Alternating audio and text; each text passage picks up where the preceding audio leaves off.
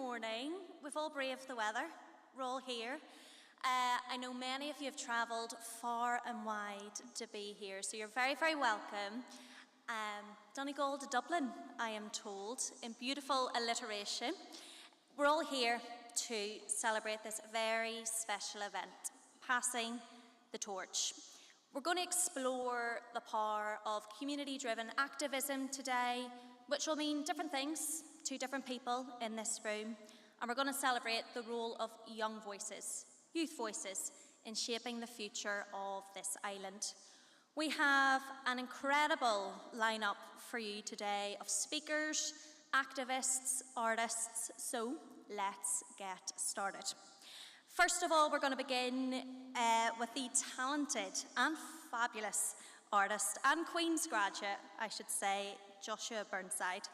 His experimental folk music blends traditional Irish music with found sounds and storytelling, which captures life, conflict, and renewal. He's just released his third critically acclaimed album, Teeth of Time, and I'm delighted to welcome to the stage and to begin our Passing the Torch event today. Here's Joshua.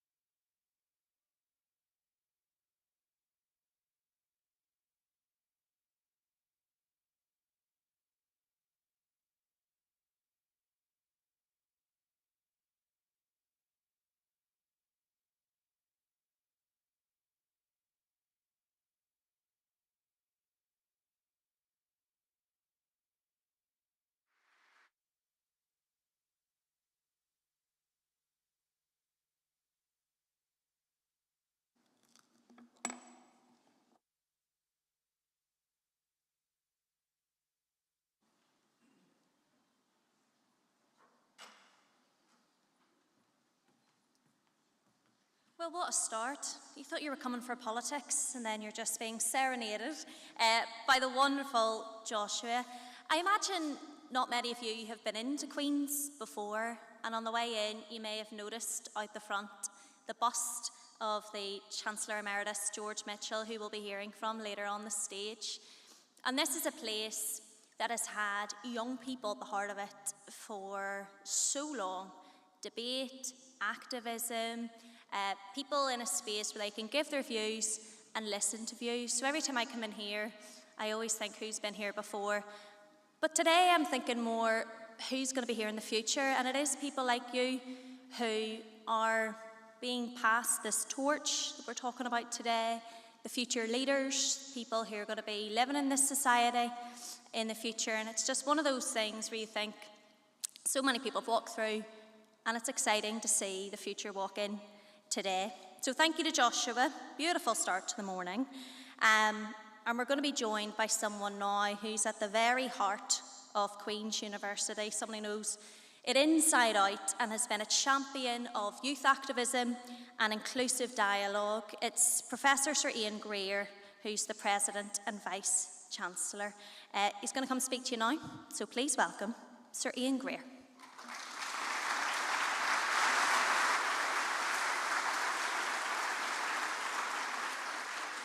Well, good morning, and thank you, Claire, and thank you, Joshua, for opening today's event with such really delightful music. Distinguished guests, colleagues, and most importantly, the young leaders of today and tomorrow. For many of you, this will be your first visit to Queen's, but I certainly hope it won't be your last. This morning, we're especially pleased to welcome back Senator George Mitchell, Chancellor Emeritus, and a great friend to Queen's and a great friend to Northern Ireland. Senator Mitchell's leadership was truly pivotal in securing the Good Friday Agreement, an historic moment that reshaped our society.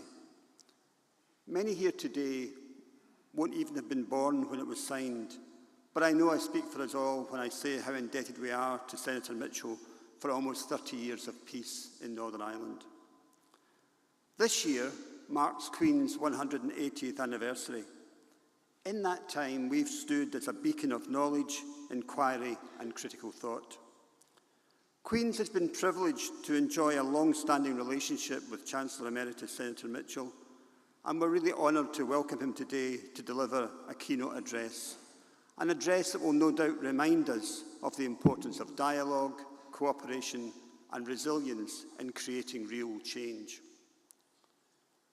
In a time when the global landscape is rapidly evolving, universities must serve as platforms for dialogue, for debate, and for meaningful civic engagement.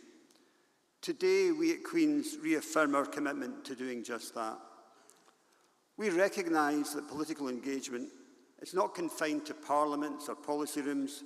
Rather, it's embedded in our communities, our cultures, and the arts. Today, we're very proud to partner with Politics in Action and Narrative 4, two organisations who share this belief. So to all of the young people in our audience, may you continue to value the democratic process, not as passive observers, but as active participants, using your voices to shape your communities and influence change. And if this is your first time at Queen's, I hope you enjoy your day and that in the future you consider this campus home. Now I invite you to watch a short video highlighting Queen's achievements and our vision for the future. Thank you.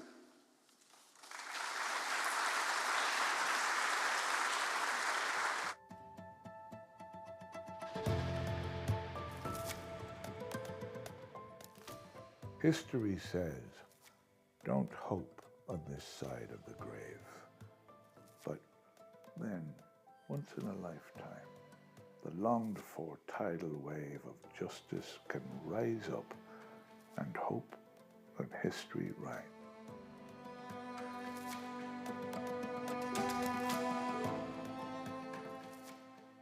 For the past 180 years, Queen's has been a stable presence, a force for positive transformation, a pioneer, and a problem solver. Originally dubbed Ireland's Oxford when it opened its doors in 1845, Queen's has long been a place of public service. And where I'm standing, Queen's transformed into a military hospital during the First World War, and later played a role in the war effort in the Second World War, growing vegetables right here on the quad.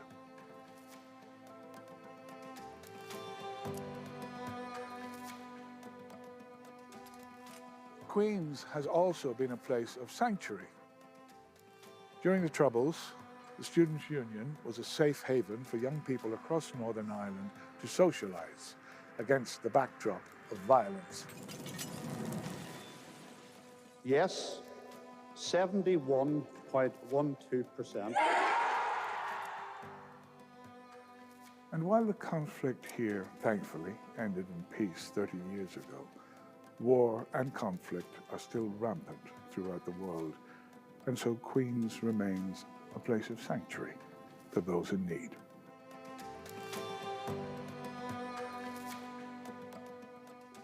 It's also a place of tradition and inclusivity, where cultures meet and diversity is celebrated.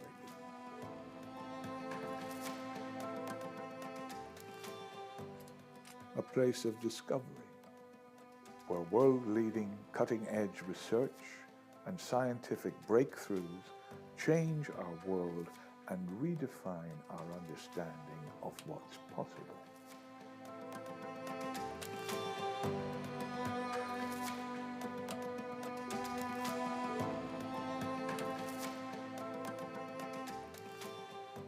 Our researchers are at the forefront of the battle against cancer, leading the way on tackling climate change and continuously expanding our universe.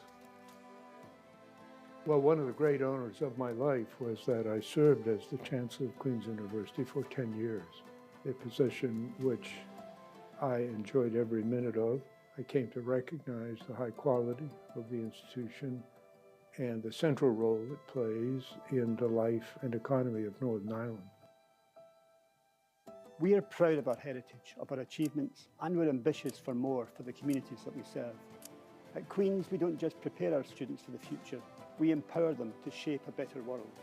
As Queen's marks this historic milestone, we proudly celebrate our successes while relentlessly pursuing our bold vision to drive meaningful, lasting change. We look to the future and remain focused on what the next 180 years will bring for Queen's.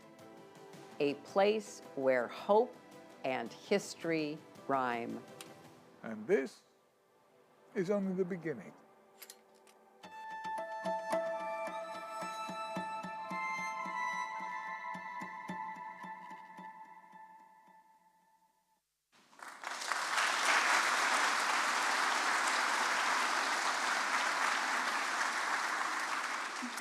Our thanks to Professor Greer. I'm pleased to say I'm going to share a short video message now from someone who truly embodies excellence. I love stories like this in both academics and sport. It's Rachel McCann.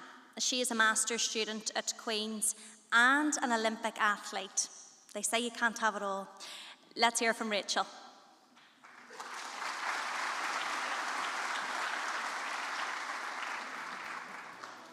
So in October there, I started with a PhD with the School of Pharmacy here at Queen's, where I am studying triple-negative breast cancer and trying to see if I can look into iron for the prognostic benefits of it. So it's been good, it's been challenging, really a big new challenge, but I've enjoyed it so far. And then on a sporting side of things, I represented Ireland at the Olympics over the summer, and I currently just returned from the European Indoor Championships, where I ran my first individual 400 metres for Ireland there, and then I'm off to the World Relays in the start of May over in China. Queen's has really supported me in my final year of my undergrad. They were able to move some deadlines around for me to allow me to compete at the World Indoors, World Relays, and then ultimately the Olympic Games. Without the support I had at Queen's, I wouldn't have been able to do both. It meant that I was able to graduate with my class, which I thought was so important, just to kind of soak in that last little bit and then compete at the highest level of sport. Advice I would give to young people about balancing both academia and sport is to challenge yourself and understand it will be difficult. Like it is hard to balance both, and you have to be so efficient with your time and try to balance everything, but lean on your support system. Like, they are invaluable to you. Like, use them and ask questions, be curious and be brave. Like, why not? Why can't you do it?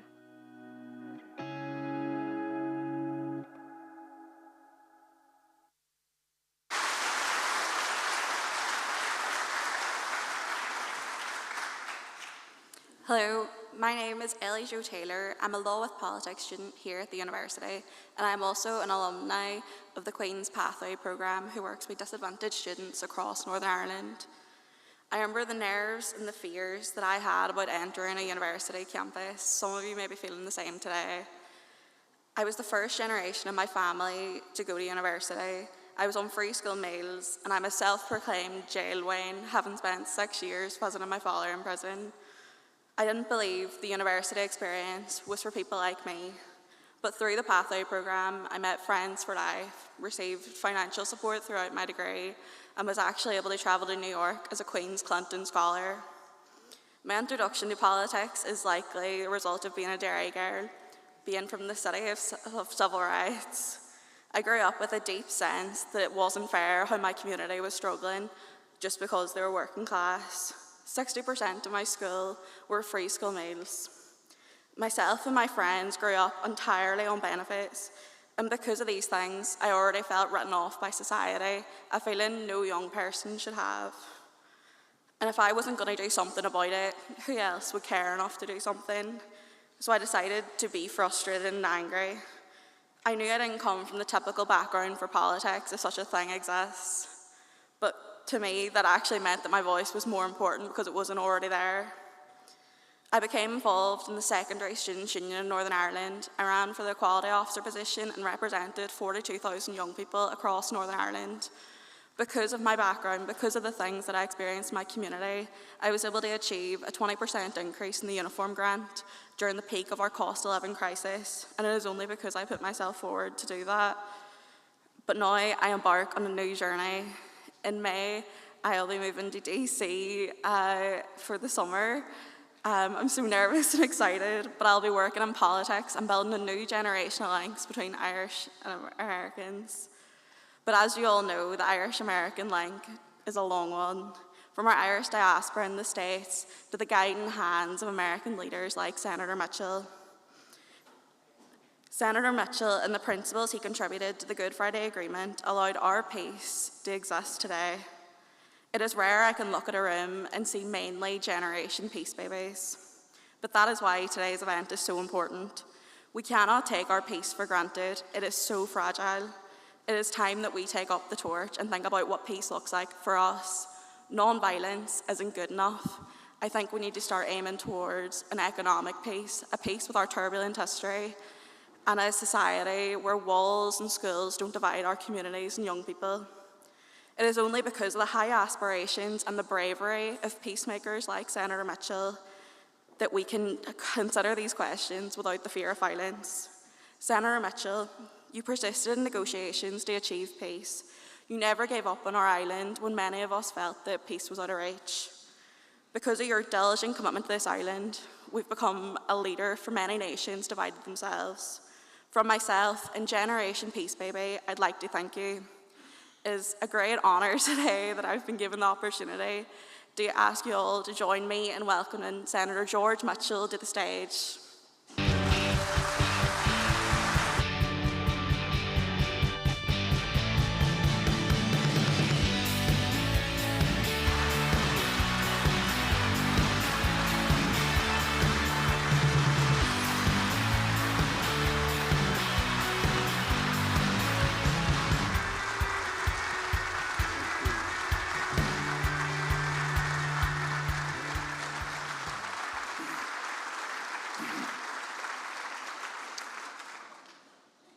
Thank you, Ellie Jo, for that very generous introduction.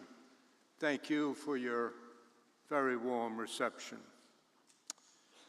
Distinguished guests, ladies and gentlemen, 27 years ago, the people of Northern Ireland and Ireland ratified the agreement that has become the foundation stone of a lasting peace. This peace has been a lesson to the world in the art of the possible. Where others saw strife, the people of this island saw hope. Where others saw division, the people saw possibility. Where others saw bloodshed, the people saw pathways toward a peaceful tomorrow, a shared tomorrow, a plural tomorrow. When we reached agreement all those years ago, we said that the tragedies of the past have left a legacy of suffering, and we could not forget those who died or had been injured. We also said that we would always care for those families who had to shoulder the difficulties of healing. We called for a fresh start in which we dedicated ourselves to reconciliation, tolerance, mutual trust, and the protection of human rights for all. We promised to strive in every practical way toward reconciliation and rapprochement. Sometimes a handful of hopefuls can help create a climate of change that then belongs to each and every one of us. The American author James Baldwin once said, "Not everything that is faced can be changed, but nothing can be changed until it is faced." 2 years ago, we celebrated the 25th anniversary of the agreement, and we largely looked backward. We thanked those who had created the peace, some of whom are here today, and I again thank and honor them. But today, I ask the people of Northern Ireland, especially the young people, to look forward into the future, the deep and sometimes unfathomable future, and to enshrine the peace, making it last for their own children and their children's children and beyond, so that the legacy of your peacemaking can be one that will astound a world that sometimes seems broken. I'm deeply grateful to have been invited to speak here today. I'm humbled to be able to talk with the people of this island. I understand that in certain ways, I am and always will be an outsider. But so much of my later life has been shaped by my experience here, the difficulties, the sorrows, the tensions, and the joys. There are certain inalienable truths. One of them is the march of time. I stand before you today well aware that I have been among the lucky ones. It has been said that a long life isn't good enough, but a good life is long enough. I've been blessed with both a good and a long life. I have seen almost a full century of change, much of it turbulent, but a great deal of it transformative. Within that change, one other thing has been constant for me: the belief that nothing is insurmountable, given the will of the human spirit to believe in the possibility of one another. Ideas once considered outrageous or extreme soon become the bread of our days. Who could have believed in the possibility of peace when so many bombs went off, when so many barricades were put up, when so many promises were broken, when so many checkpoints blocked the roads? Peace here didn't seem possible in 1968, nor in 1974, nor in 1981, nor indeed, I must admit, even in 1998, when 4 months after the agreement, the horrific Omagh bombing shook us to the core. We weren't sure we could recover, but we did together. Peace was fostered and encouraged and preserved. And now, quite frankly, peace seems normal. The cities are bright, the towns are bustling, the villages along the old border are at ease. It is difficult for the 61 children born in Northern Ireland on the same day in October of 1997 as my son Andrew to imagine how much life has changed for people on this island. There is now a clear path in front of them. This path may even appear to some to be easy. To others, it is a path that can be happily left to fate. But those of us who have seen war must caution against complacency. The reality is that there have been, and there still are, many problems to solve. To this day, we still have the euphemistic peace walls. We still have so many segregated schools. We still have a set of encoded fears among unionists and nationalists both. We have some politicians still choosing the rhetoric of division, and there remain those who favor a culture of inaction. We still have ongoing disputes about flags, about language, about faith, about passports, about citizenship, about belonging. And alarmingly, we have a brain drain of young people leaving Northern Ireland. All this has meant that a sense of fear and tribalism still remains in certain quarters, and this fear and tribalism can instill rigidity. That rigidity can create a climate of coldness and fear. And the bitter chill of that reality is that it could possibly cause an unforeseen snap. There are two absolute truths here on this day and on all other days. First, we simply cannot ever allow a return to violence that other generations have witnessed. Never. And the future of Northern Ireland must and will be determined by the people of Northern Ireland themselves. This was set out clearly in the agreement. It remains steadfastly true. These braided truths, a democratic future without the threat of violence, should seem like the most natural thing, and yet we should not take these things for granted.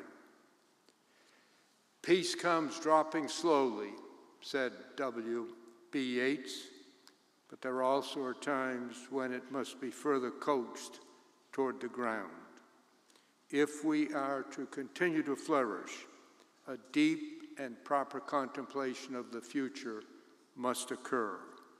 We must think about where we are going and how we will get there. Done well, the results will light up the world. Done poorly, a darkness could plunge down again. The peace we have created and enjoyed since 1998 must evolve. The work is constantly unfinished. We must acknowledge the past, but not become beholden to it. It is our job to be continually new in the process of peace. The future resides within the world we've already created, and so much work has already been done, but so much more must follow. We need active thinking and active planning. This is not a call for a tally or a vote or a referendum. It is not my place to suggest these things. It never has been. That belongs to you, the people of Northern Ireland, and your ongoing lives and desires. But this is a call for us to continue thinking carefully in the direction of where change can bring us, be that in Northern Ireland, the Republic, Scotland, England, Wales, all of Europe. A shared space, a space of pluralities where we can recognize the power of interdependence. If we are not interdependent, we are forced to stand apart. And standing apart, we lose the benefit of cooperative effort. Alone, we might buckle, but together, we can shore each other up. The difficulty that Brexit presented over the past decade is a good example of what could happen if we do not take the space and time to think through the ramifications of peace and togetherness. We seem to have negotiated some of the more tempestuous waters of Brexit, but we all know that the transition created serious problems, issues of markets, of trade deals, of protocols, of borders, of immigration. And there is still a shakiness in our post-Brexit lives. The key is to be able to settle the turbulence. And the further key to that is proper consideration and use of what lies in our hands, the mighty weapons of peace and broadly shared prosperity. They are the hope of the world, the dreams of the many who have neither peace nor broadly shared prosperity. We live in times when so many places around the world are broken. Civil wars, opposing factions, ruptured agreements, willful destruction, disinformation, and unwillingness to embrace progress. All over the world, this is happening. But those countries can look to this island as a lighthouse of peaceful engagement, and it is our responsibility to make sure the beacon of that lighthouse continues to rotate swiftly in the dark. Our peace must evolve, and if it is here to stay, it must be shared, most especially with those who might be fearful in any way, with our minorities as well as the majority, with our disadvantaged as well as those already advantaged, with those who have been here for generations and with those who have come more recently, with those who might be reluctant to change, with those who are entrenched in a rainstorm of doubt. The sign of a true democracy is how big an umbrella it is willing to share. And let's face it, we all know that an umbrella is a necessary fact of life on these shores. There can be no broken shards, no shattering. Any change should happen gradually naturally, even imperceptibly, within a stable constitutional framework where the rights of all must be protected. Within courage lies difficulty. Choices mean compromise. The will to change is something that must be fostered and encouraged. Going forward always means disappearing a little from the safety of what we all know, to risk ourselves somewhat, entering new territory, whether it is moral or political or social, always creates a little unease. It is important that nobody is abandoned or isolated, and that nobody is left behind. We must take one step after another, and then yet another, until one day we will be able to stop, look around, and be amazed by the newness of it all. And even then, we must continue to move forward. This may seem like a contradiction to some, but to be able to hope for the future, one must also fear the future too. Holding these supposedly opposite truths is the key to living in the modern world. Am I an optimist? Yes, I am. Am I a pessimist too? No, but I believe that a certain amount of healthy pessimism must exist within the optimistic soul. They are opposite forces, but they are not always equal. This may sound strange, especially from someone who's spent his career dealing in hope, but the cynic must, at least in the beginning, be heard. The cynics can tell us all their woes. They can suggest how dark the future is. They can point to the divisions, encourage the hostilities that remain, and they can suggest many reasons why the systems won't work. These notions may be in part true, but cynicism always and necessarily arrives at its own demise, a point where it can go no further. Optimism, true optimism, refuses to accept a finishing point. Optimism lives where cynicism falls. This sort of optimism, the sort that John Hume envisioned when he said that the basis for peace and stability in any society has to be the fullest respect for the human rights of all of its people. That's what drives us forward. It's the same vision that David Trimble saw when he reminded us that the challenge of peace is to take the risks of peace. The good optimist will never gloss over that which is difficult. The future in Northern Ireland will rely on the embrace of difference. How can we step outside our own biases, our own assumptions, and find a common ground with others who differ? The most obvious point is that a society must accept and embrace its minorities. We cannot afford to isolate anyone, especially as history changes the nature of what is a majority and what is a minority. Is there room for dispute? Of course, there always is.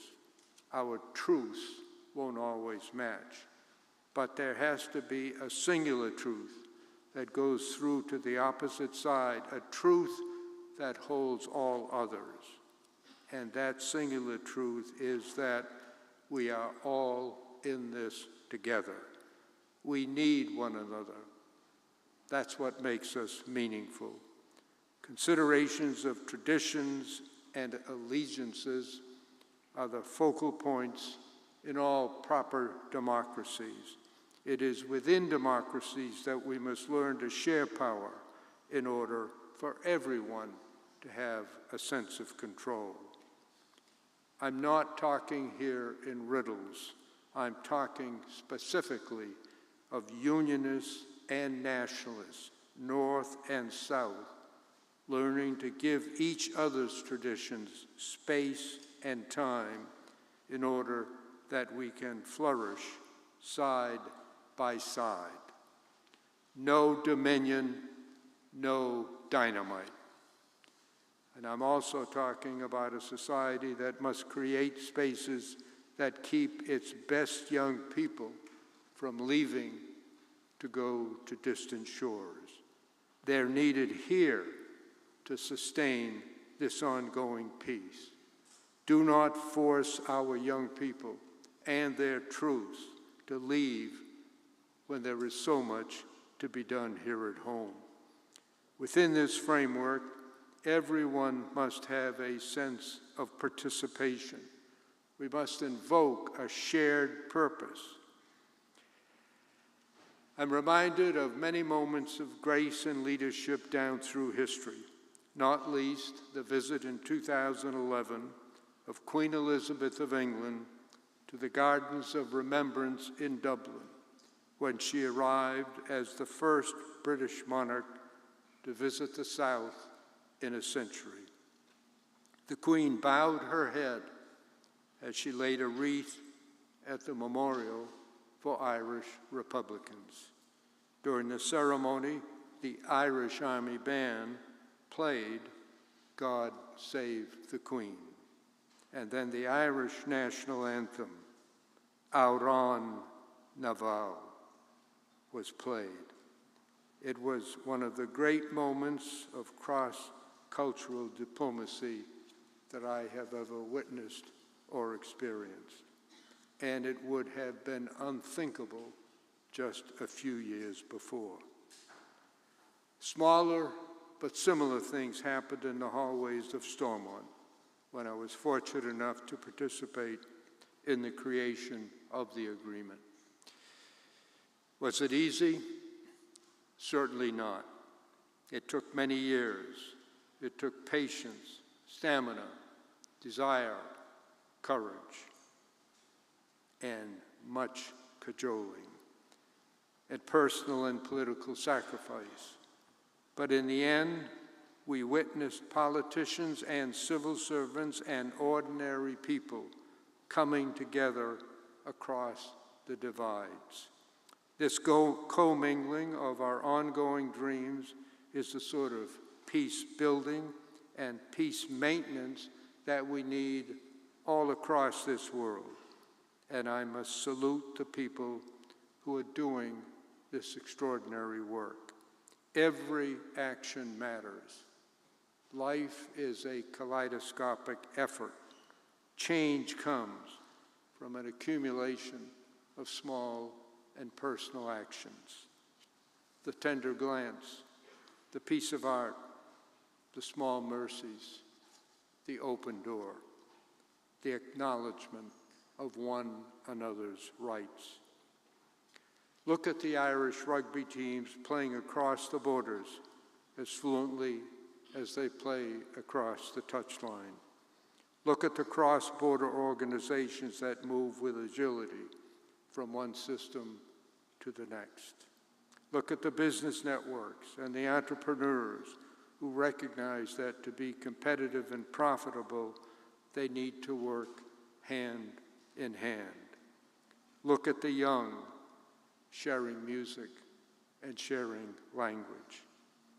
Policymakers, civil society organizations, religious leaders, journalists, community groups, research firms, public bodies, academic institutions, all have come together to strengthen relations within Northern Ireland and across the border, across the sea, across Europe, to the borders of Ukraine and beyond. Look at the artists and rock bands who have tilled the ground of image and language. Political change often follows cultural change.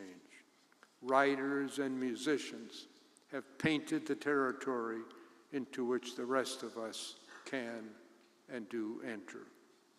For peace to flourish, we need conversations, editorials, pamphlets, sermons, town halls, and stories, all filling the space across the old divides.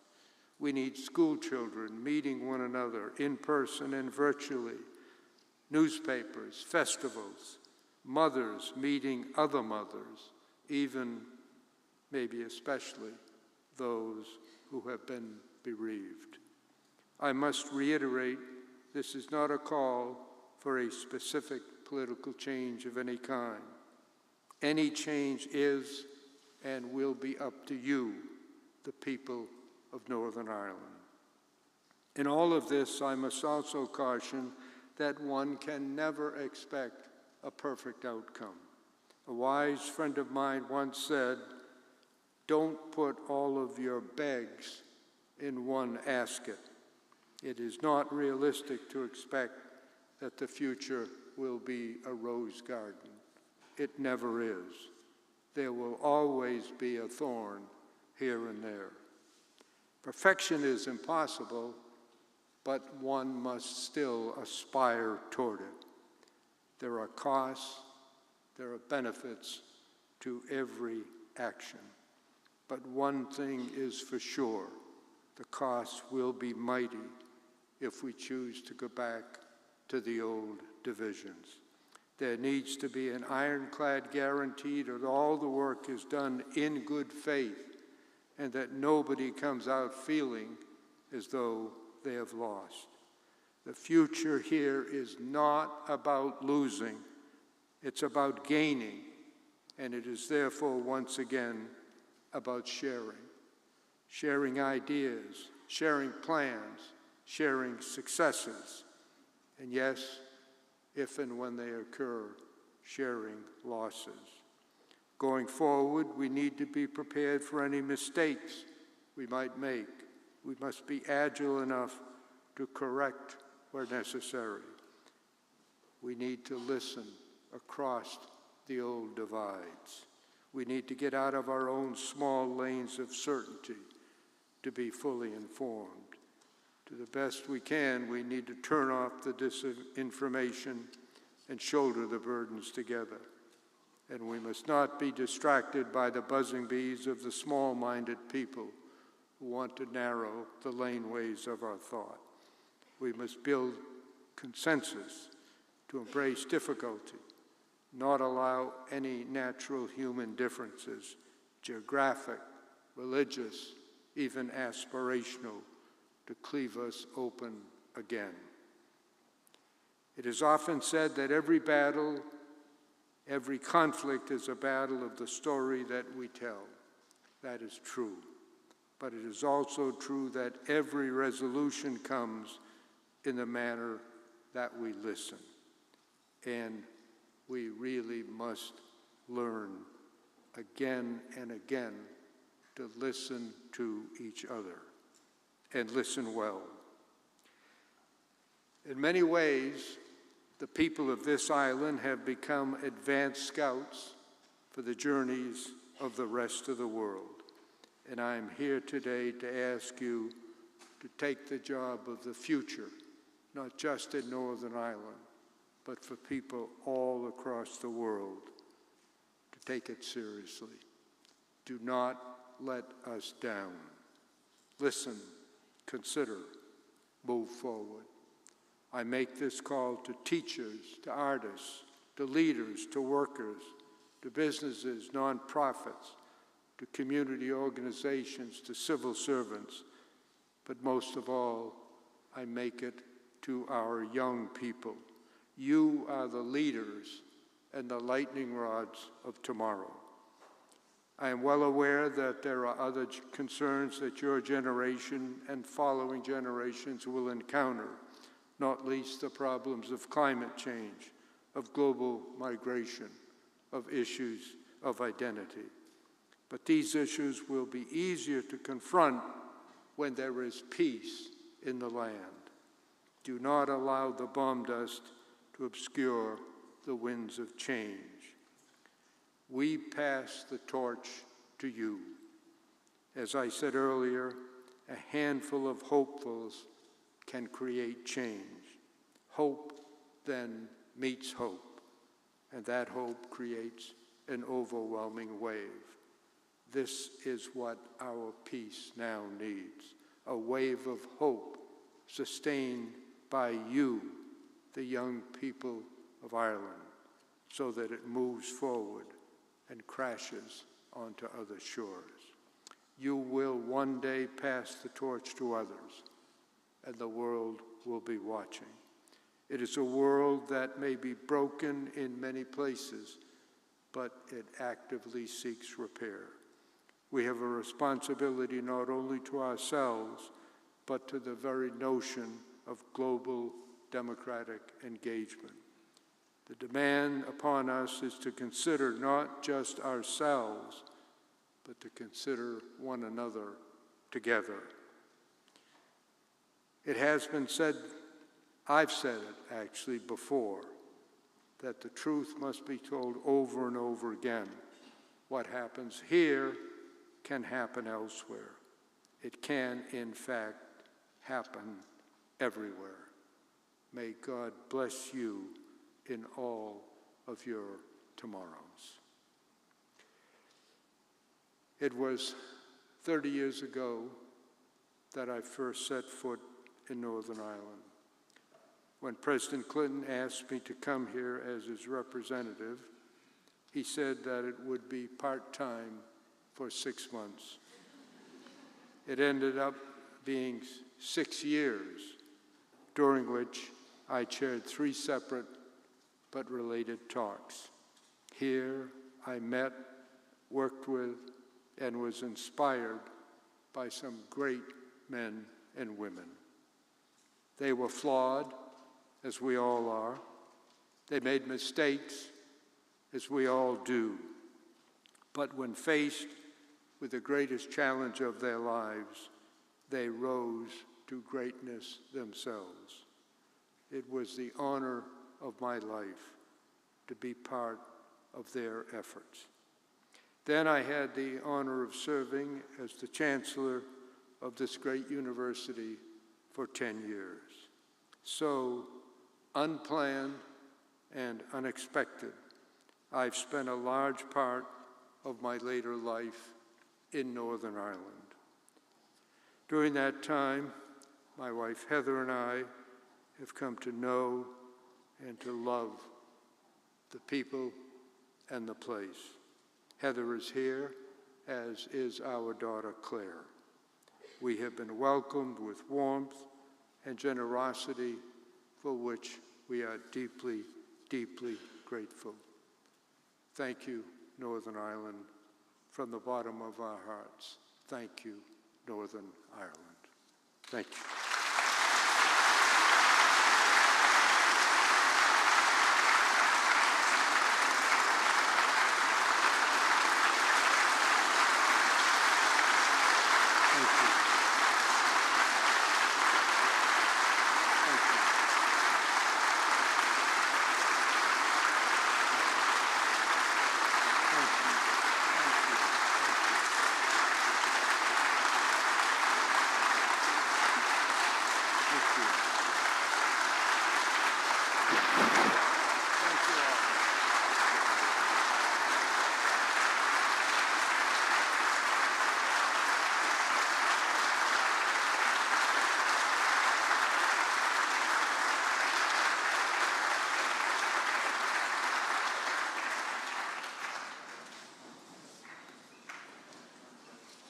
It's inspiring, it's emotional as well, isn't it, when you think of all that was done and what is still to come in the future. Our thanks to Chancellor Emeritus Mitchell for giving us that. I suppose he's given us so much, but legacy, language and words, and hopefully something that everyone in this room can take away a little something from today.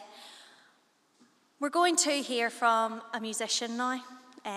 He's just getting himself sorted here, whose evocative work blends traditional Irish music with contemporary flair.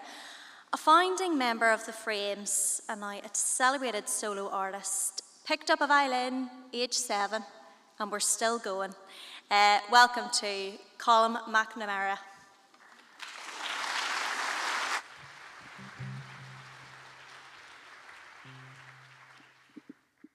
Thank you, Claire. It's more...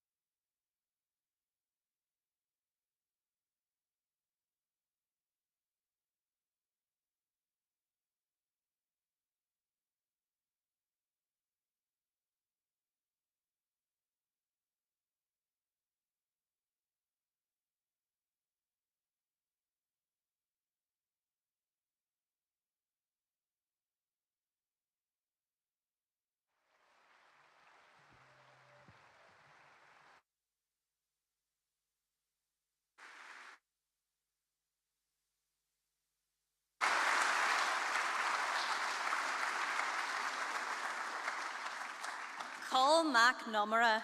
I felt like I was going to cry at parts, and then I thought I was going to dance. It was a roller coaster of a performance. Thank you to him. How gorgeous. We're going to move on to the panel element of our day today, our panel discussion. It's called Is Gen Z Really Disillusioned with Democracy? And we have three powerful young voices to come and discuss this with us. I'm going to invite them onto stage now and take a seat in one of these rather plush red chairs at the front. We have Danny Shabu, who is a board member of Politics in Action and passionate advocate for LGBTQ+ rights and youth equality. We have Chloe Martin, a politics and English student at Queen's and a podcast contributor focused on youth voices and cross-border issues. And we also have Jade Gill, a PhD researcher at the University of Limerick, whose work supports migrant girls through youth-led research. I'm going to come and join you, as long as I don't break something.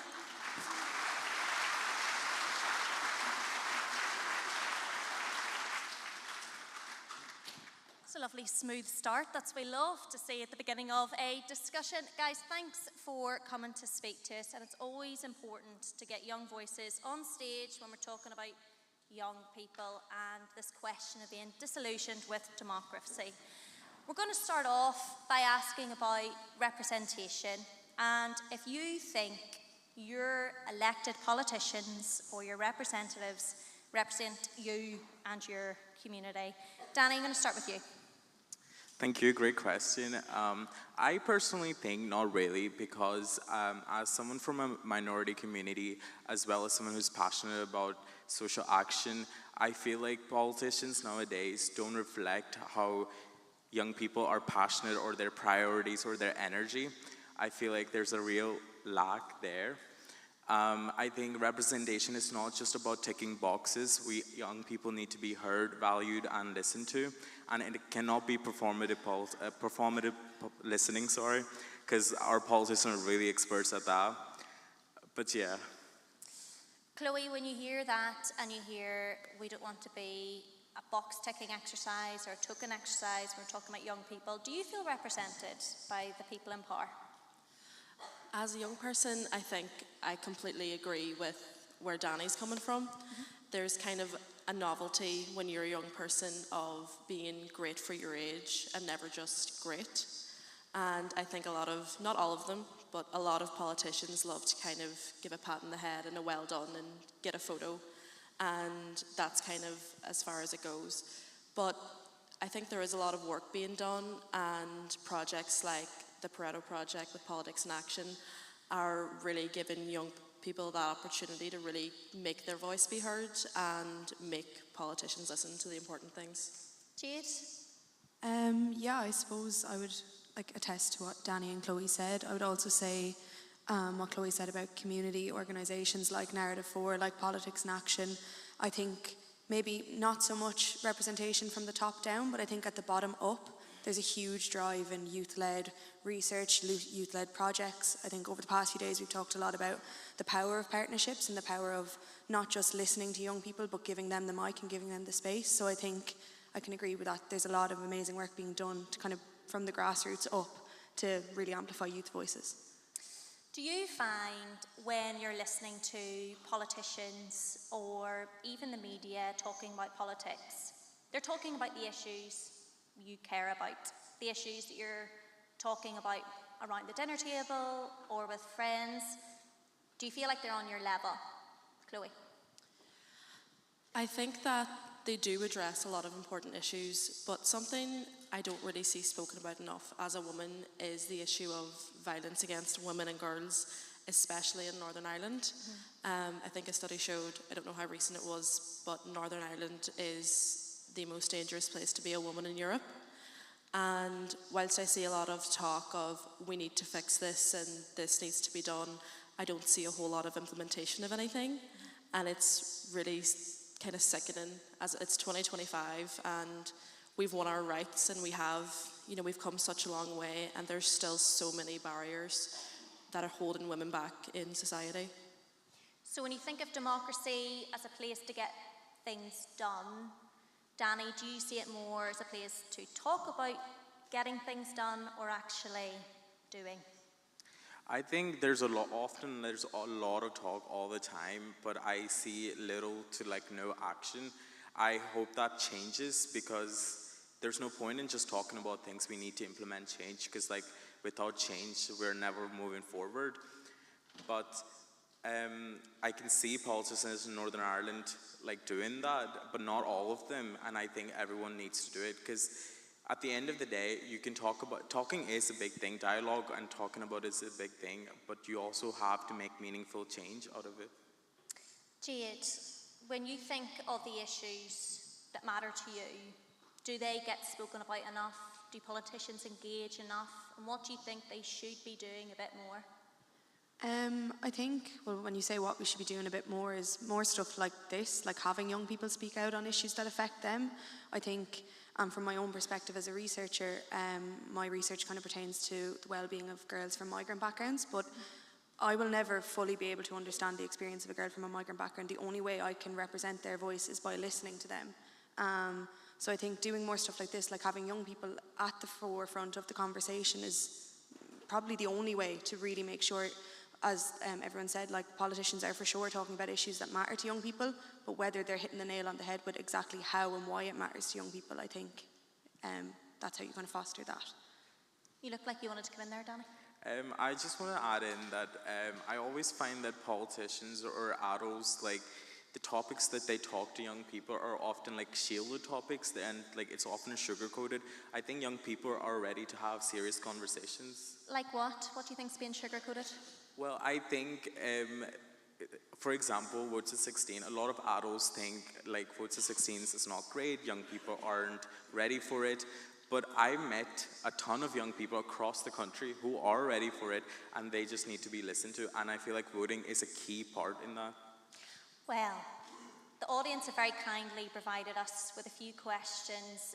Loads of you engaged with the codes and everything to put your questions forward. So we're going to use a few of them. And just to pick up on what Danny said there, should the voting age be lowered to 16? Do you think that would help youth engagement, Chloe? We actually did a lot of research on this when I did the Better Peace podcast with Politics in Action. So Votes at 16 was introduced to me through the campaign that Danny was on.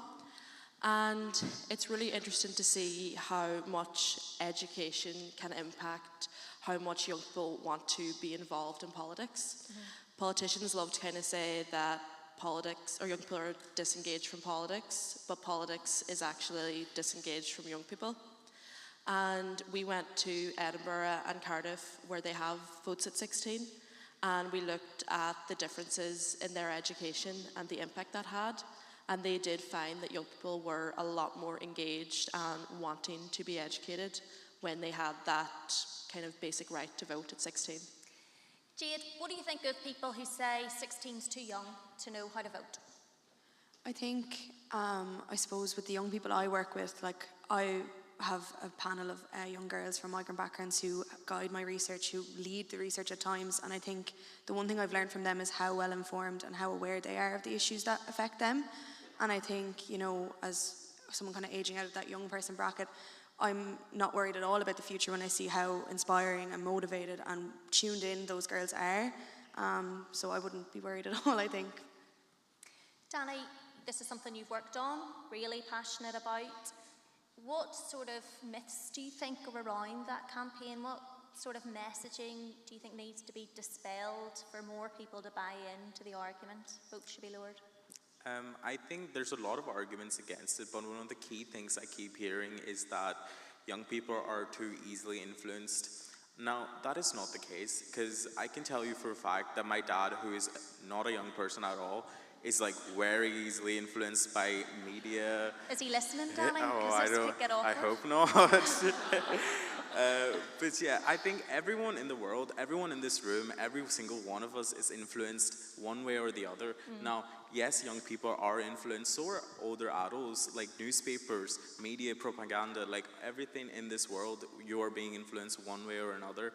I think everyone needs the ability to fact check where they get their information from and have the ability to open up your mind to both conversations. I mean, we heard from Chancellor Emeritus Mitchell there talking about young people and almost putting that challenge out today to look after that legacy, think about the future, think about the issues that are going to come up for Gen Z particularly. I'm interested to know, for people leaving the room today, how do you think they play a part in politics? Not everyone wants to be a politician, not everyone wants to be an activist. Jade, I suppose for you, how can someone be political in a democracy without being the person saying, please vote for me? Yeah, I think from my own experience as a young person, when I was in school, I think Danny said there about how important education is. I had opportunities through my school, through organisations like Froiga, to get involved in things like Corlin and Oak, and Leadership for Life programmes within Froiga, like opportunities like that to learn more about it and see if it is for you first and foremost. And then I suppose if it's not, again, what Danny said about, I suppose, media and disinformation, like learning how to absorb information and take information in, be that through research, and learning how to identify, I suppose, credible sources from non-credible sources. And that's something I think that you foster in the education system into higher level if that's the path people choose. Just research skills in a way, in a different context, knowing where you can believe information from, how to kind of check that, and then get involved in organisations that offer opportunities to explore that more, I think. Chloe, another question from the audience. These are all anonymous, by the way, otherwise I'd be giving you a name check. One says, what do you think are the steps that need to be taken to include young people in politics and empower their voices?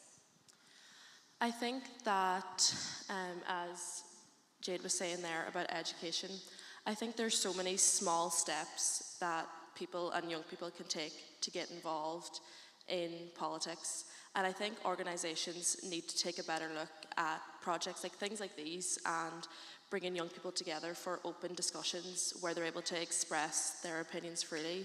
Projects like what Politics in Action does on the daily basis are so helpful. People are always really confused when I say that I have no interest in going into politics. Mm-hmm. But the reality is you don't have to stand on a podium or ask for a vote to be involved in politics. It's about starting small, like student councils, they're invaluable, and stuff like that I think needs to be more regularly implemented in schools by, if not parties, just by the government in general. Danny, this question also from the audience. Do you believe that social media helps or hinders Gen Z getting involved in politics? I definitely think social media is a new platform for Gen Z to gain their information, but I think you also have to be mindful of what you're consuming, because there's a lot of media, a lot of content out there that can either sway your opinion in either way, but you have to be mindful in order to, you need to check what you're watching, what you're reading, what you're consuming, because other than that, there's no check on it. Obviously there is things like newspapers, magazines, political reviews that you can read and watch, but everything is up to you, what you decide to do with the media and consume your information. It's hard though when you've got social media giants controlling algorithms and seeing or deciding what you see. So Jade, what do you think of the power of social media, I suppose, in how we view the world? Yeah, I think, as you said, algorithms, things like that are a huge factor in it, as most of us probably know. I think, like Danny said, it's about, and kind of what I touched on in my last answer, was just knowing how to look for credible sources, look at where you're getting your information. And I think social media can be a powerful thing that transcends politics. It's at the forefront, I suppose, a place where we can connect with people, and we can connect with like-minded people, and we can, expose ourselves to so many amazing sources of information, but doing so in a careful way, I think. I suppose, Chloe, you mentioned earlier about issue around women, and we often hear from female politicians about the abuse they hear online. Men also suffer abuse online, but it is predominantly women. Do you think that puts young people off going into politics? I think it's a huge thing that would put young people, especially women, from going off into politics. I think that while there's obviously saying that, men do receive backlash and stuff like that, women are constantly put into these boxes of, you can't do it all, you can't have this career and have kids, And then I often see with female politicians, they'll say something about what they've done, and then there'll be comments about how they're not at home with their kids, or they'll make a comment about their husbands or something, and especially the way that they look. A politician wearing, say, I don't know, a hot pink blazer to work doesn't actually impact how well she can do her job. And no one ever really mentions what the men are wearing. It's more so the women, which is such a weird thing to focus on, in my opinion. But I think it can definitely be very off-putting to young women wanting to go into it. So Danny, sorry, absolutely. If we can... Well said. I think social media now is very different to even how it's changed over the last 10 years. But everyone likes to give off on social media, right? They're giving off about their takeaway arriving late, or a terrible order they've got online, or people are expressing views on issues, but they're not necessarily about bins and other issues, bins, council tax, that sort of thing. But it has got people engaged to share their opinions and put themselves out there and talk, and becomes a sphere. Can it have a positive role, Danny? I think so, definitely, because now you see more and more like people on social media calling out politicians or like asking for change in their local area. I think it is a great way to do so, because like I feel like a lot of young people might not want to sit there, write handwritten letters to their MPs or MLAs and stuff like that. So it's like an easier form of communication. Yeah. But that also comes with its risk. You have to also be mindful of what you're saying on social media, because once it's out there, it's out there. But definitely as the times change, we have to adapt with it. We are only human. I'm going to move on now and talk a little bit about the Good Friday Agreement and what it has meant for young people. But I'm really interested to know, we talk so much about the past within politicians, within the media. Does the past hold back the future, do you think here? Do we talk about the past more than the present? And do young people have the same level of engagement in what happened in 1998 as perhaps someone much older? Danny? I think Northern Ireland's present is deeply rooted within its past. Like a lot of issues nowadays, it is like the past has like an influence on it. But the Good Friday Agreement was a framework for peace, and we have established that. And it's come, as someone mentioned, like it's been nearly 30 years with peace. But with peace also comes legacies of division. We have to understand that peace is not a one-time thing. It is an ongoing process, and we all have a role in it. So when we talk about the peace babies, Chloe, do we take that for granted? I think that peace is something that anyone who grew up with parents or grandparents who witnessed what went on in the Troubles, it's never something we take for granted. I remember when I told my grandparents I was coming to Belfast to college, my nana was very worried because she grew up on the border during the Troubles. And her memories of this place are heavy. But at the same time, I think that the effect that the past has on the present depends entirely on how you look at it. We can let the past kind of hold us back, or we can let it ground us. And I think that's kind of the main thing to focus on, because as Senator Mitchell said, there's still so many divisions in our society, be it the language or the flags or sectarianism. It's all still there. But there's also this kind of conscious understanding that we know we can't go back to how it was then.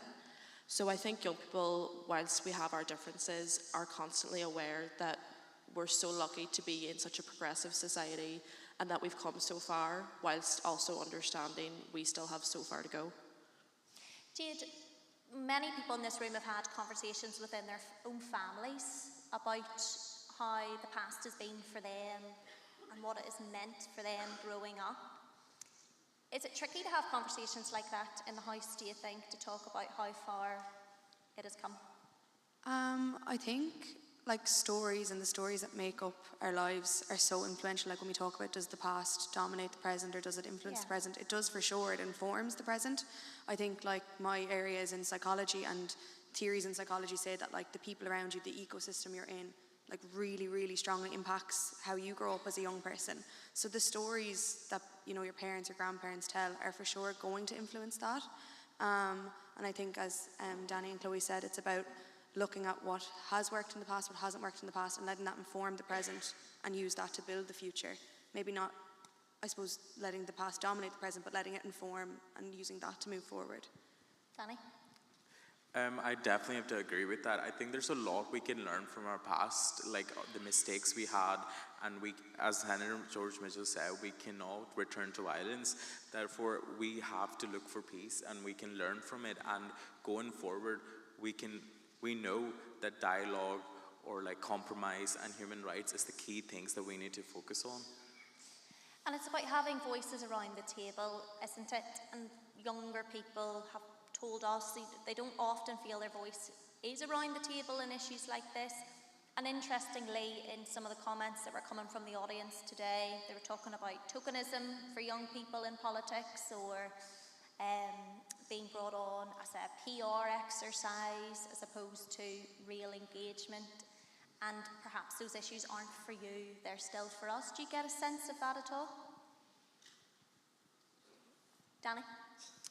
Definitely. I feel like a lot of politicians, when they interact with young people, it's like, oh, I have to interact with young people. Let's pose for a photo. Let me post that on my Facebook so that people see that I interact with young people. But young people, we are trying to pull a seat at the table that we don't have a seat. And I think everyone should do that, regardless of your like sex, religion, age. It doesn't matter, because ultimately you are a person, and politicians are there to represent you, and young people need to be listened and heard, and not just heard, their voices need to be transformed into action, I think. Chloe? I think the most important thing for young people to remember is that we don't have a seat at the table right now, but we need to make them give us a seat at the table. Why don't you think you have a seat at the table? I think people look at young people and presume that they're a bit naive and kind of unaware of what's going on. But as Danny kind of touched on earlier, not that I'm more educated than my dad, but... Dads are getting it hard today, aren't they? But I'm pretty sure if you asked him who the Taoiseach was, he wouldn't be able to tell you. Yeah, people would trust his voice more because he's, you know, an older man. But I think that people just really take for granted how much young people can bring to the table, in the sense that we have fresh perspectives and we're seeing society as it is right now. And things like the housing crisis and stuff like that, college students experience that firsthand. The cost of living crisis is something I've only really come to know in the past few months.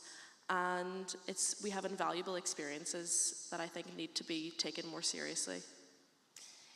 There's the argument that a young person has a voice, and you say we need a voice, so everyone has a voice, it's just whether people are listening, Jade. Sorry? It's whether anyone's listening to the young people. Was that on purpose? I can't the irony of that. You're very so funny. I suppose there are, from my perspective anyway, and I think where I'm coming from is the fact that like research can inform policy and can work its way up. I think there's a real shift now to listening to young people in universities. In my own university in Limerick, there's such a shift towards youth-driven and youth-involved. And I was at a talk recently where, when we talk about like having a seat at the table, there's a question of, well, is there space at the table? If there's not, you have to build a bigger table. That there's, you know, resources like finance for research, all those things. There are barriers, but you have to, no matter what, just find a way to build that bigger table. Push tables together, bring in more chairs, whatever. Stand up and let a young person sit down, whatever it is. But I think from where I'm coming from, there is a drive to include young voices and amplify them, and as I said earlier, give them the mic. It's not there yet. More people need to listen. Everyone needs to listen, and I think it's great to see so many people in this room who clearly do want to listen and give a voice to young people. So I think we're moving in the right direction. Chloe, we heard from Chancellor Emeritus Mitchell about the issue of tribalism and how society has changed. Do you think there's still a way to go within society in Northern Ireland to tackle some of those issues? There's definitely a way to go. I mean, we've come so far in terms of so many things, you know, and with the Good Friday Agreement. But as Danny kind of touched on earlier, peace isn't just in signing an agreement, it's a consistent choice you have to make every day. And in terms of what it's like in Belfast now, as someone who came up here from the Republic, it's not that I see it every day, but it's in the little things. It's in the way people from either side still can't wear jerseys into most bars just to avoid any kind of altercations. It's in the way that the Irish language is still seen as some kind of political weapon sometimes. And stigmas like that are what hold us back. And I think the key to us fostering a more positive society is learning how to peacefully coexist and respect each other's cultures and traditions. And I think if we can learn to do that more often, then we'll be making good progress. Danny, do you think those issues are going to change for Gen Z, or will it be the next generation? I can't say for sure, but I think Gen Z is, like, as you mentioned, like, it is headed in the right direction, because I know for a fact that, like, I am friends, and, like, the friends I have, like, we don't see religion as an issue in our friend group, nor in our school. But although that being said, the issue is still prevalent, and we have a long way to go. Mm-hmm. Jade, there's a lot of talk about an us and them ideology, and this brings up the conversation about integrated education and how that helps community. Does it help communities? I suppose, like you said, that us and them idea, that's really a key thing in social psychology, that people do group to people who are similar to them. People, like, do find safety in that, but I think that inclusive education is just huge. That's kind of what my own PhD research hopes to achieve, is kind of fostering more inclusive education. We're partnering with Narrative 4 to help build school programs to help integrate people from minority groups, like migrant backgrounds, through inclusive education, through using stories to break down those barriers and connection and foster all those things that we're kind of talking about that are needed for a peaceful and harmonious, I suppose, society. So I think education is where it starts. As I was saying, your environment is so important in developing that sense of society, and I think for young people, education or the school context is where you spend so much of your time. So it's really important. I think it's a really important environment to foster that. We have another question from the audience, which is, does Northern Ireland and the Good Friday Agreement provide an example for peace in global conflicts?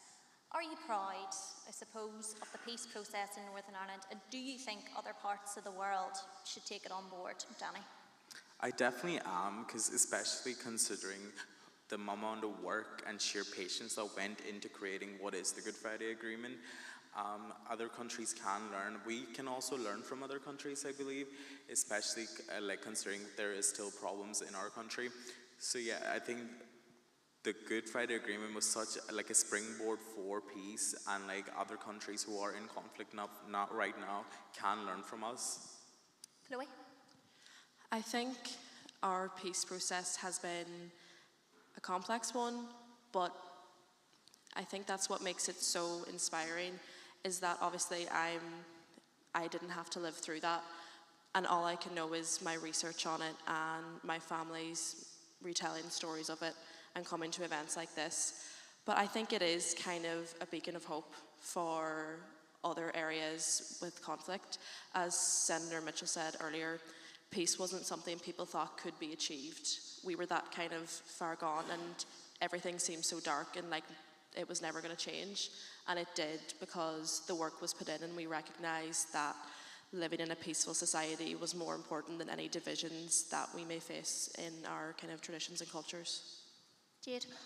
Yeah, I think Chloe said something at dinner last night that actually stuck with me, that as a young person today, I'm growing up with a life of opportunity, and it's something I suppose we can all attest to, being a beneficiary of the Good Friday Agreement and what all it's brought to the island, that, you know, as someone, you know, it was signed, as Senator Mitchell said, before I was born, but now that I see the life of opportunity I have, that is a direct impact of that.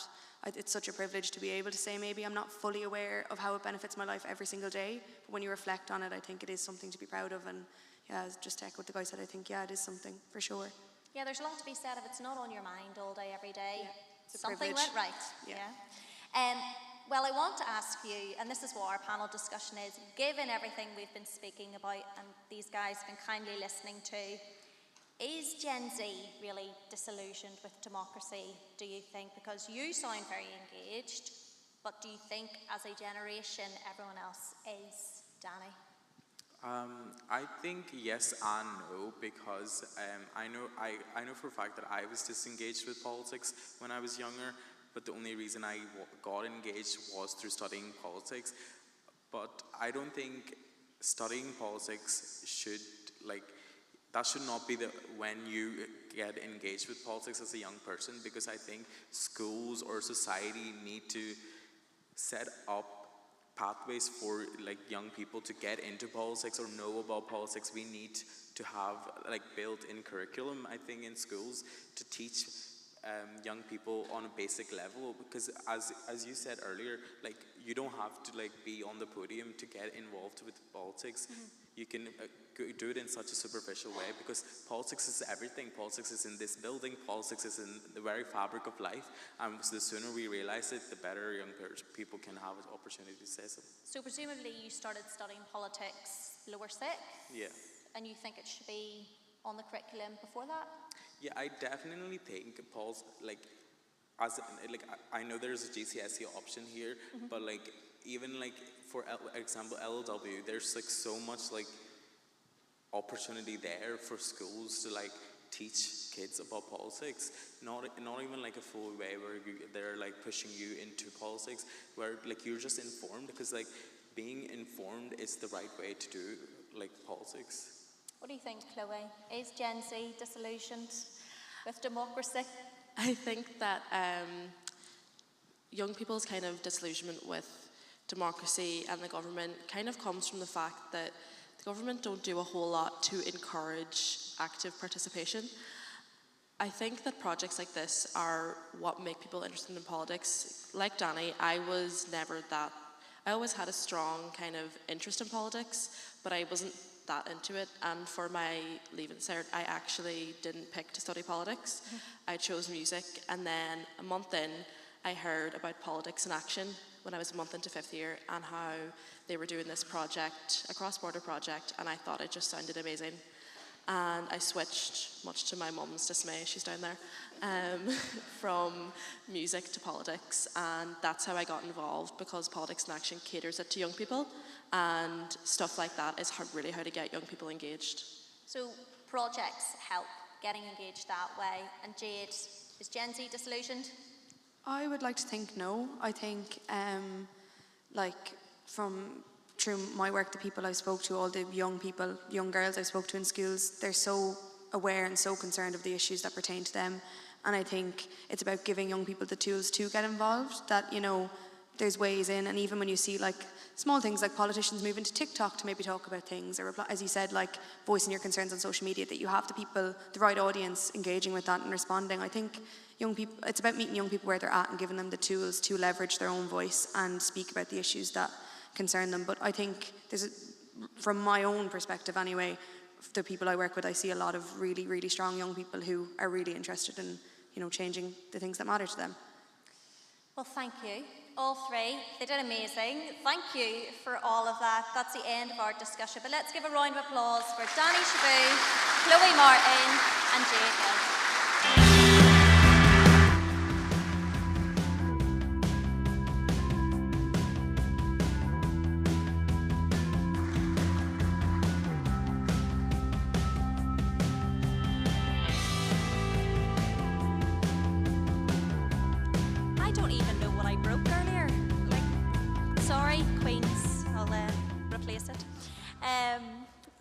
I need to figure out what it was in the first place. Amazing, and thanks to all those young voices, and thanks for all your engagement and questions. As you can tell, all really worth it, and so interesting to see the same questions come up again and again and again, so thank you for that. We now welcome a powerful, poetic voice from Belfast's Greater Shankill. Zara Meadows is a poet and writer studying at Queen's, and the author of the stunning new pamphlet, The End of Art. Please welcome to the stage, Zara.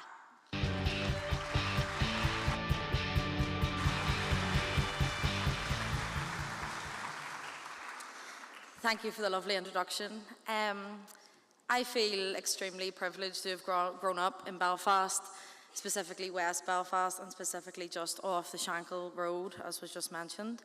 And I have been very grateful since coming to Queen's to be included in a lot of conversations and dialogue such as this. But I look around and I talk to people and I very rarely meet someone like myself. Poetry is a way to open up conversations that isn't necessarily sitting around the table and talking politics. And we've seen this morning how powerful poetry is, and it's potentially the thing that Queen's is most known for. I don't want to step on any toes, but Seamus Heaney did study here. And we read a bit from the curate Troy earlier, Hope and History rhyme. But I want to remember the lines from that first stanza as well that he translated. No poem or play or song can fully right a wrong inflicted and endured. When I read this poem and talk a little bit about it, I want you to think about the people who are not in this room and who are never invited to rooms like this. I'm talking about working class people, and I want you to think about how you can get them involved. I'm only a poet, so I'm going to pass that over to you. This poem came from an anecdote told to me by one of my very best friends, which is definitely not true, about someone that she knew, who was the last person to close up the Maze prison after the Good Friday Agreement. And myself and all my friends were not born for that event. And I think a lot of us still wait to see a lot of the benefits from it. This poem is called The Last Keyholder. Back at home, he stirs the fire to a marigold glow, listens to the kettle's undercurrent of gossip bubble through the kitchen's custard walls, unravels the paper, heads straight to the back, and reads the final scores out for himself, out loud. He had forgotten his voice could say anything of mercy, of freedom, could not recall the moment the park wardens, their rings of killjoy silver stringing up the thick chain swings, went from criminals to colluders. At some point along the road from history to here, he must have swapped his dandelions for that life inexplicable, the way a magician swaps a fiver up his velvet sleeve for a dove, its thicker breastbone the closest thing to touchable cloud. Autumn clustering cluelessly outside, glasses fogged with ghost breath, his palms gashed with slicks of ink. One day, he will stop checking underneath his car, start instead to look out at our world, our new world, only to find. Thank you.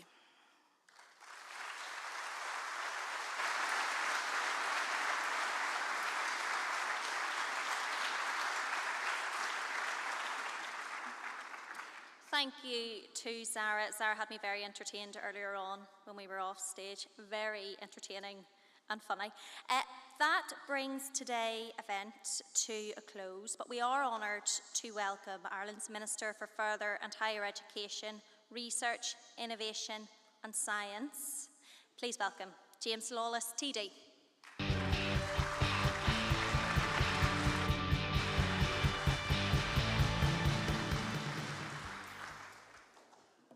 Accordia, friends, distinguished guests, what an incredible morning we've shared. I always knew it was going to be difficult to follow George Mitchell on a stage, but what about these young people in the panel we've just heard? I want to give a bula boss to the morning.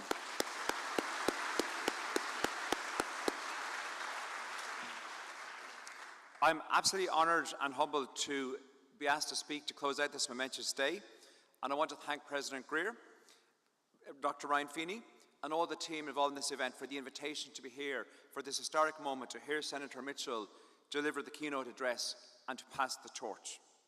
I want to acknowledge in the room distinguished guests, members of the university, elected representatives from the Oireachtas, from the Assembly, MPs, and many other friends, colleagues, and people who have contributed to everything we've heard on stage today and the work that is ongoing. Alongside the Senator's powerful words, between the music, the poetry, the thought-provoking testimonies, the debates, this event has truly showcased the creativity, insight, and energy of the next generation. I want to thank everybody who contributed, including the fantastic performances by Joshua Burnside and Zara Meadows, the young leaders and activists who spoke with such clarity and conviction, and to Claire Graham for expertly guiding us through the morning. It was a deep honour for all of us to hear directly from Senator Mitchell. This is a man whose legacy lives not just in the history books, but in the peace that we continue to live and breathe on this island every day. And of course, Senator Mitchell's work, as all the best works are, was a team effort, part of a collective enterprise. Former Taoiseach Bertie Ahern, now Honorary Professor of the Mitchell Institute, here at Queen's, exemplified the spirit of collaboration that defined those negotiations, working in close partnership with Prime Minister Tony Blair to build trust and bridge divides. And his leadership showed how progress depends on dialogue, mutual respect, shared determination, and courage. What we've seen and heard today fits perfectly with that theme of shared leadership and the purpose of this event, passing the torch. The metaphor, of course, comes from the Olympic tradition, where a torch is passed from runner to runner until it lights the Olympic flame, symbolizing continuity, shared purpose, the start of something new. And it reminds us that sometimes life can feel like a race, but at best it is a relay. And in the context of today, it means entrusting the next generation to carry on the great work and values of George Mitchell and his peers of 1998. To recognise that leadership is not permanent, but is part of a collective journey and about encouraging youth to step forward, to contribute and to lead.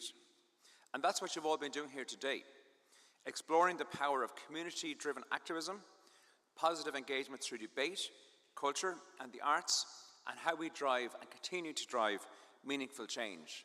Because change is the only constant in life, and as soon as we embrace that, we're stronger together. And it's no exaggeration to say the torch has been passed today, and the young people here have taken it up with purpose. When Senator Mitchell was awarded the Liberty Medal in 1998, he said, "I believe there is no such thing as a conflict that can't be ended. Conflicts are created and sustained by human beings. They can be ended by human beings. No matter how ancient the conflict, no matter how hateful, no matter how hurtful, peace can prevail." And those words of the Senator reminded us that peace is never inevitable, but it is built slowly, so often painfully, by people who choose collaboration over conflict, dialogue over division, people like you. And just 27 years ago, it was young people, your parents, the students in the room, your parents, your older siblings, aunts, uncles, who dared to dream of a different future on this island. And today that opportunity is yours to take forward. You have a foundation on which to build, and not to rebuild from scratch, but to grow that peace, to expand its reach, to embrace its impact, to make sure it works better, fairer, and stronger for everyone. I think the people in this room today are ready. From all that I've seen and heard, I know that the next generation is taking on the torch. And you've also shown us that activism isn't just about protest, although that has a role in a free society, but it's about participation, culture, community, creating space for new ideas, new voices, new solutions. We do live in a world that is marked by conflict, climate and economic crises, political upheaval. But it was always thus. Rather than wringing our hands, we accept that that is the world we live in, that is the dynamism that we have inherited, and we work with it. And we are not passive witnesses to any challenges, because you, the young people here today, are already responding with action, with compassion, and a deep belief in something better. This week, Taoiseach Micheál Martin announced a new phase of the Shared Island Initiative, deepening reconciliation, cooperation, and connections across the island.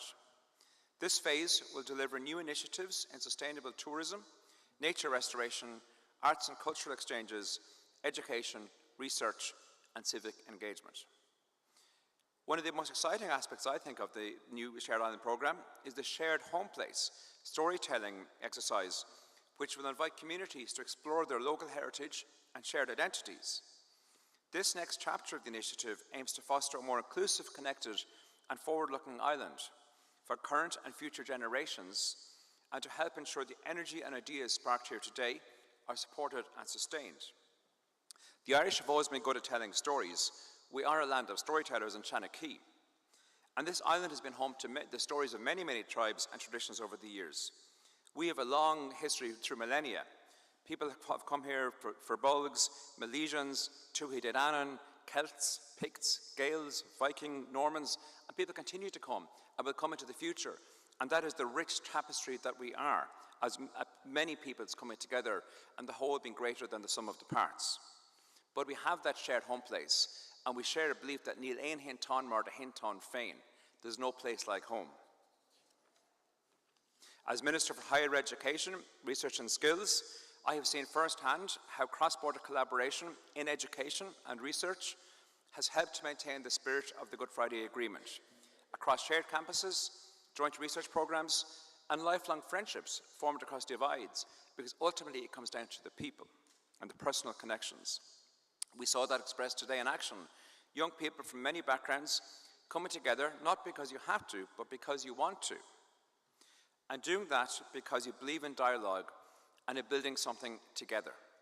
And that is exactly the kind of leadership that this island needs. That's what today has been about. We're also celebrating 180 years of Queen's University Belfast, a massive milestone in itself, and I'm looking forward to the next chapter. I want to congratulate all involved and wish continued success to the university and all the team, but also looking forward to the other milestones and the future where young people are not just observers or passive spectators, but leaders, artists, activists, and most importantly, change makers. It's often said young people are the future, but as Chloe Martin, who appeared on the panel a few moments ago also, who raised a toast last night in Hillsborough Castle, reminded us, young people are also the present. And I think the present is today, and this moment is your life, and these shared moments are our shared future together. I think it's so important to take time out and recognise that. And as I return to the theme of the event today, passing the torch, we're 27 years from the Good Friday Agreement. We're also 2 weeks from the start of summer. The 1st of May beckons in 2 weeks' time. And there's an old tradition of Bealtaine. Bealtaine being the festival of light, the beginning of the summer, the coming of better days when the sun would shine through and people emerge from the dark winter into the new pastures. And the Bealtaine tradition is one that is shared across these islands. It's in ancient Gaelic mythology. It's also part of the Scottish medieval culture. And the carrying of the torch that was part of the celebration of those traditions and those events was such a symbolic gesture to spread forward into better days ahead. And I think that the meaning of that, Bealtaine, translated from its original Gaeilge, Beal Tina, a lucky flame. And what an apt metaphor a lucky flame is as a torch to pass on today to the next generation. What an apt metaphor I think that is, that lucky flame continues to burn. But as the young people here today will know, lucky is one thing, but your destiny is yours because you make your own luck. And that is exactly what you're grasping today and every day, that you show leadership and bring our shared island forward. Because the leaders that delivered the peace, that delivered the agreement, they delivered the present, but they never claimed the future because that belongs to you. And that passing the torch for handing over responsibility and leadership from one generation to the next is exactly what we're doing here today. So standing here in this great historical university, hearing the voices, hearing your visions, I ask you to hold the torch high. Let it light your way forward. Let it be a lucky flame. And let it guide your activism, your creativity, and your conversations with each other.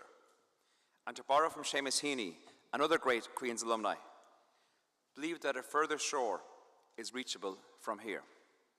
Gribh míle maith agaibh go léir.